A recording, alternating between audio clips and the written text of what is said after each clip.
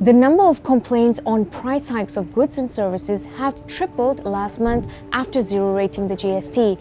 So can you imagine, if there are already complaints after zero rating the GST, what's next after implementing the sales and service tax from September 1st onwards? Why does profiteering continue to take place? It appears that profiteering has become a repetitive trend.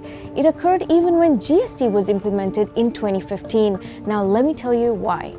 GST is a multi-stage tax applicable throughout the entire value chain, manufacturers, wholesalers and retailers.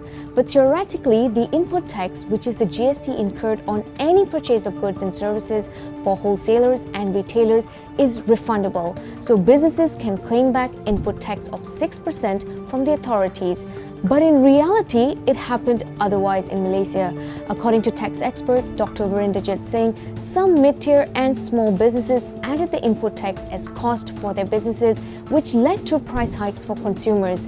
He says businesses have ignored the fact that the input tax was refundable, while the Ministry of Domestic Trade and Consumer Affairs failed to enforce the anti-profiteering laws to ensure businesses do not make unreasonably high profits from the sales of goods and services.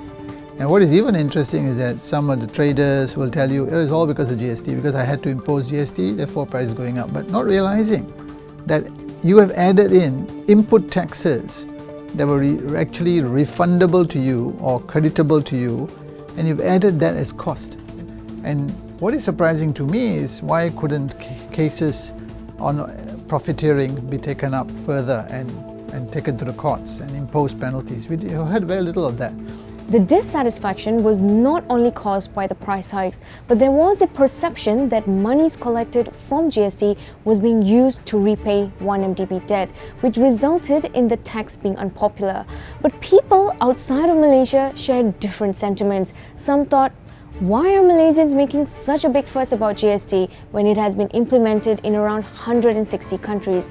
Well, I met a German lady who echoed similar views. I just don't understand why Malaysians is making such a fuss with 6%. You know, GST is to give the transparency for the government how the business people earn their money. It means that if they earn 5,000 a month, the government knows it from the GST report. But if without GST, they can always cheat. When they cheat their income, they can cheat their tax. Well, the difference is GST was implemented effectively and efficiently in Germany.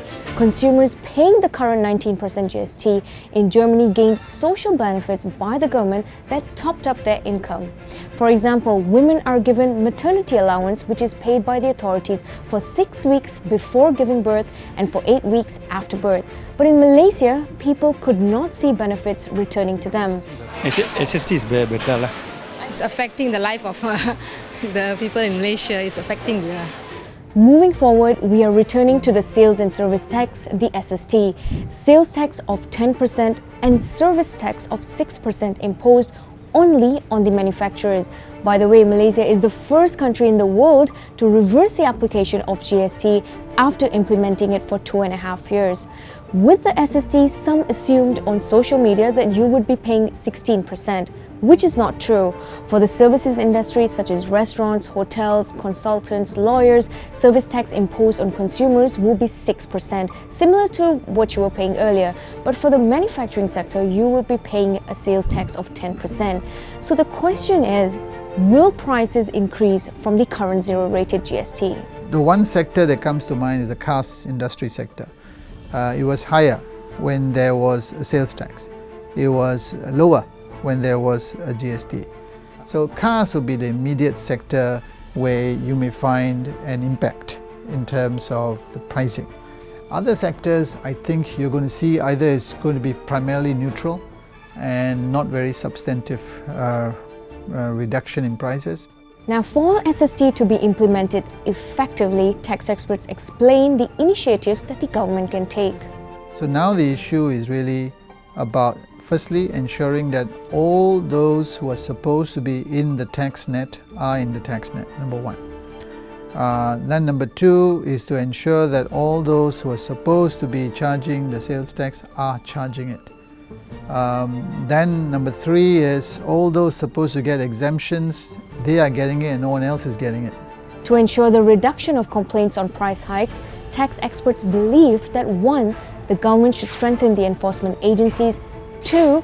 Enforce the anti-profiteering laws, and 3. The public like me and you can monitor the price of goods.